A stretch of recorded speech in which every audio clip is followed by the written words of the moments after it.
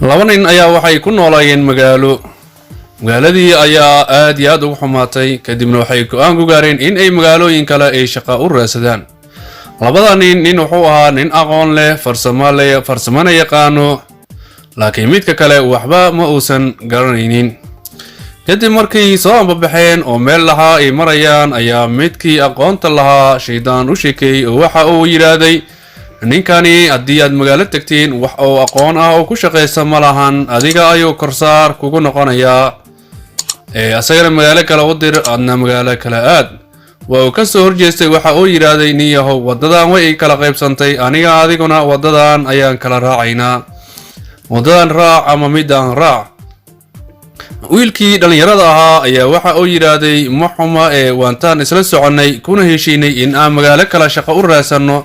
maxaa sababay in adigana magaalo aadid anigana magaalo aan aado. waxa ugu jawaabay niyow adiga waxaa tahay aqoon ma lihid farsamo ku shaqaysatid ma lihid aniga laakiin aqoon ayaan leeyahay farsamo ayaan ku shaqaysta ayaan leeyahay quraanka ayaan aqaana daaro macallin ayaan noqonayaa marka adigana culeys ayaad igu noqonaysaa anaad korsaar igu noqonaysaa waxaan hela ayaad cunaysaa marka dhibkaas mar rabo saaxiibow ina kala wareeji magaalo kale aad weliba midii adiga aad dooratid maahane midda kale ayaan aadayaa. kadib wiilkii dhalinyarada ahaa markii uu tuugay oo diiday asagana wadadiisii ayuu raacay horay ayuu usii baxay kii kale farsamada yaqaanay aqoonta lahaana dhinac kale ayuu u baxay. kii aqoonta aan lahayn waxa uu imaaday magaalo aad iyo aad u weyn meel uu wax ka bilaabana ma uusan garanaynin asaga oo socdo ayuu waxa uu yimaaday islaan jidka wax ku iibinayso muufa iyo alaab iyo wax samaynayso iyo madaasiga. waxa uu ka codsaday in uu caawa marti qaado magaalada uu ku cusub yahay dadna uusan ka aqoonin meel uu degana uusan garanaynin. kadibna waa ay soo dhaweysay salli iyo gogol ayay u dhigtay intii oo la joogtay raashinka ay siinaysay ayaa waxa uu imaatay gabadh dhalinyaro ah. gabadhii ayaa wax ay ka gadatay islaantii alaab iyo wax ay ka gadatay gabadhiina dib ay u noqotay. gabadhana waxaa dhalay boqorka magaalada ayaaba gabadha dhalay. waxay ku tiraahday islaantii gabadhan ciidan ayaa waardiyin jiray maanta kaligeed ayay socotaa. in cabbaara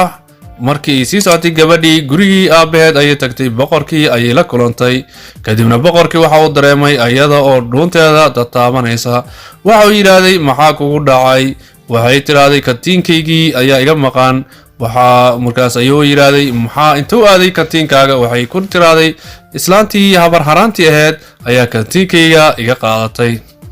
oo islaantii oo u imaaday ninka ay marti qaaday ayaa waxaa la oran jiray habar haraantii.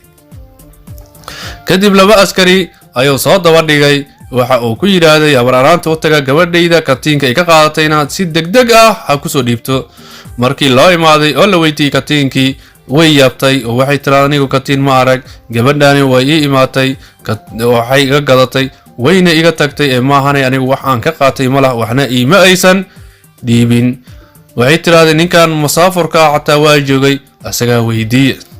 laakiin ninka musaafurka meesha fadhiyo wax walba oo meesha ka dhacaya waa u jeeday. waa daadii gabadhii markay imaanaysay katiinkii ayaa ka dhacay diiq ayaana laqay intaas wuu arkayay wax war ah oo ku darsadayna ma aysan jirin.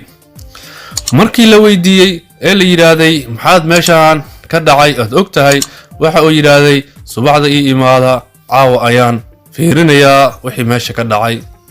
askartii ayakoo yaaban ayay iska noqdeen habar haraantiina aad iyo aad ayay ula yaabtay oo waxay tiraahday ma waxaad aragtay sheegteed maxaad u leedahay inaamaa wax ka qaaday. asagana waxa uu yiraahday dhib malaha katiinkaas meeshuu ku maqan yahay iyo meeshay ku tuurtay aniga ayaan caawa raadinayo.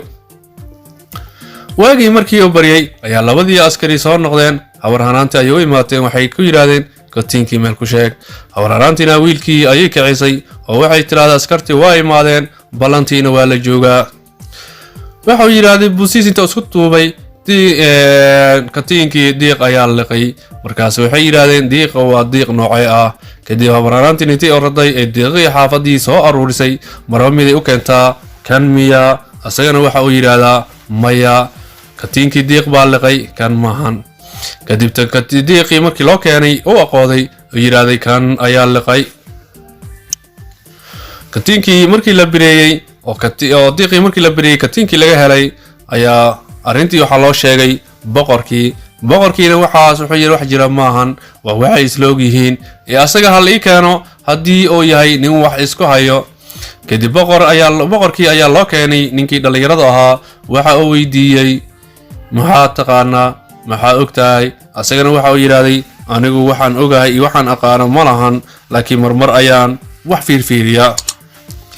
boqorkii ninkii wiilkii intuu qol ku xiray oo wuxuu u soo bixiyay haraantigeelle kadibna ubbo ayuu dhex geliyay wuxuu u yeeray wiilkii oo wuxuu yiraahday haddii aabadiiqii katiinka oo liqay aad ka dhex aragtay sheegtay ubbadaani waxa ku dhex jiro ayaa lagaaga baahan yahay wiilkiina aad ayuu u naxay waa uu fakeray hoos ayuu iskala hadlay oo wuxuu yiraahday ilaahayow habar haraantii maxaa ii keenay aniga mushaqo hoosta kasaday dadkiina waxay u maleeyeen meesha fadhiyay in uu yiraahday haraantigeelle kadibna waxay dhaheen haraantigeelle ayuu yiri boqorkii ayaa aamusiyay oo waxa uu yiraahday noogu soo celi maxaa tiraahday kadibna waxa uu fahmay waxa meesha ku jiro inuu yahay haraantigeelle waxa uu ku yiraahday waxa meesha ku jiro haraantigeelle kadib boqorkii wiilkii abaalmarin ayuu siiyay iskana bax ayuu yiraahday markii aan ku baahnana waanu ku wacan doonaa wiilkii gurigii habraraantii ayuu ku soo noqday habraraantii aad ayuu u faraxday inuu maanta waa ay badbaadisay wadaardu gurigeyga iska deganaaw qolkaas iska deganaaw magaaladaadana ka shaqareyso kadib in cabaara magaaladii markii uu joogay oo boqorkiina meesha dhaqaale ayuu ku siin jiray oo markasta boqor wuxuu ahaa faalka iyo waxyaabahaas ka dambeeyo xoolo ayuu siin jiray wiilkii oo noloshaas isaga jiro ayaa maalinkii dambe boqorkii waxaa laga xaday hanti aad iyo aad u fara badan dahab iyo diamond aan inaba caadi ahayn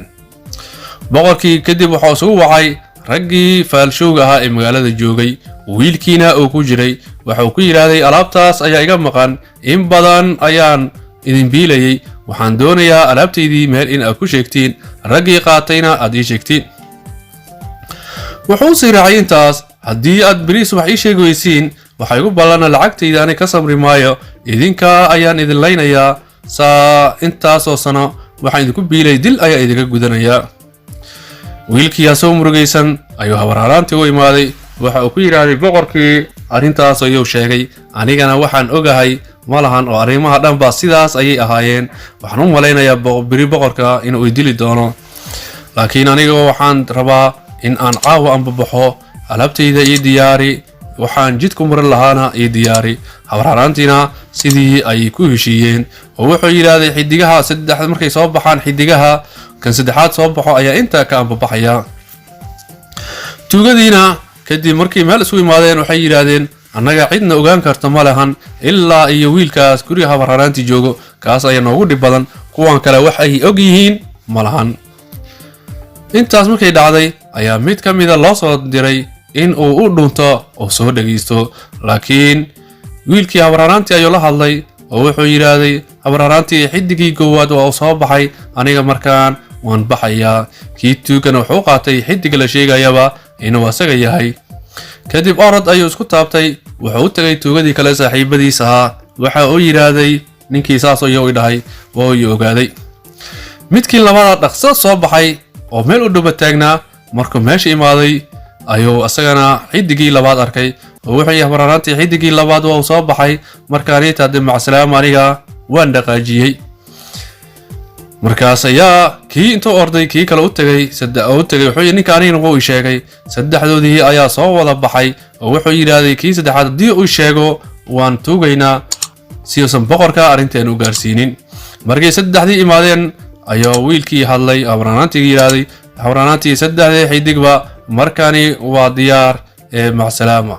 markuu inuu baxay isku dayayba way ku dhageen oo waxay tuugeen oo waxay yiraahdeen niyahow hayna sheegin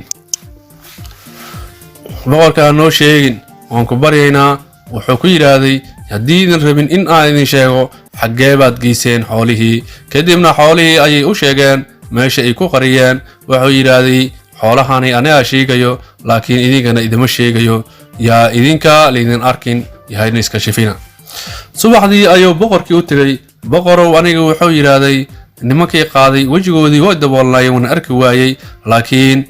xoolihii meel noocaasa geedka halkaas ku yaallo dhalankaas loo baxo ayay ku aasan yihiin.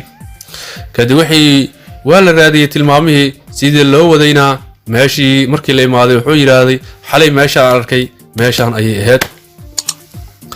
meeshii haddii la qofay waxaa loogu tagay hantidii boqorka oo dhammaystiran. boqorkii aad iyo aad ayuu u farxay. wiilkii uu abaalmariyey waxa uu siiyey geel ayuu siiyey, lo waa uu siiyey, ari badan ayuu siiyey, fardana waa uu siiyey, gabadh aad iyo aad u qurux badanna wiilkii waa loo guuriyey. wiilkii kadib wuxuu dhahay haddii xoolahan hantidan intaa ah aad heshay, dahabkan aad heshay, fardahan waxaa kuu fiican in aad gobolkaadii aad ku noqotid, haddii kale beri boqorka arrin kalaa dhici doonto maalin kastana si aad ku badbaadaysid malahan. wiilkii waxa uu ambabaxay magaaladii uu ka soo jeeday, xaaskiisiina horay ayuu u sii watay. intii uu sii socday ayaa waxaa ka hor imaaday ninkii farsamayaqaanka ahaa oo 3 neef oo ari iyo 1 saca wato asagana. way iswareysteen oo wuxuu yiraahday muddo 5 sano ayaan kala maqannahay, maxaa la soo noqotay? kii wuxuu yiraahday 3 neef iyo intaan helay, laakiin waxaan ku weydiinayaa waxaana xoolo ah oo saan u badan adigu xageed baad ka soo heshay? kiina waxa uu yiraahday soo ma ogid ilaahay inuu irsaaqda bixiyo, qofkii uu doonana sida uu roobo u irsaaqayo, irsaaqdiisana ay waasac tahay, cidina cid ay ugu dhiibin. adigu waxaad ku fakaraysay hadduu ninkan ku raaco adiga ayuu korsaar kugu noqonayaa, laakiin aniga haddaad iraaci lahayd aniga ayaad korsaar igu noqon lahayd. maanta xoolo intaan ka badanna waad heli lahayd, laakiin aniga maadaama saaxiibkay tahay aad i xumaysay 3 neefna ala soo noqotay, aniga ayaa xoolo kugu darayo. kadibna in aan kala tagnay cidna ha u sheegin, si nabadgelyo ana magaaladeennii ha ugu noqonno. sidaas ayay ku soo noqdeen oo ilaahay irsaaqdiisa qofkii uu rabo waa uu siiya, oo cidna irsaaqdiisa uu bixinayo kalama tashado. halkaas ayay maanta sheekadeennii inoogu eg tahay. وبالله توفيق والسلام عليكم ورحمة الله تعالى وبركاته.